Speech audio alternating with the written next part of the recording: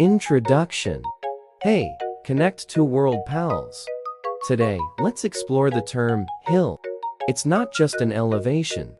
There's more to this word.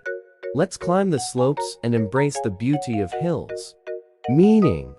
So, a hill is a raised area of land that is lower and more rounded than a mountain.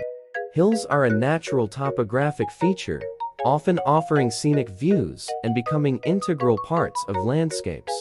Usage.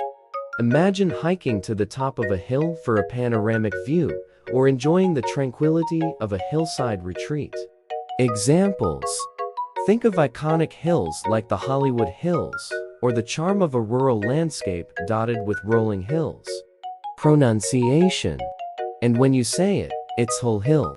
A term that conjures images of gentle inclines and picturesque vistas, right? Different uses. Ever heard of hill station?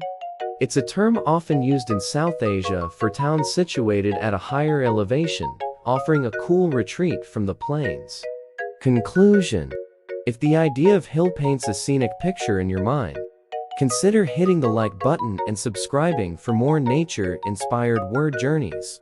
Stay connected, and until our next exploration, take care.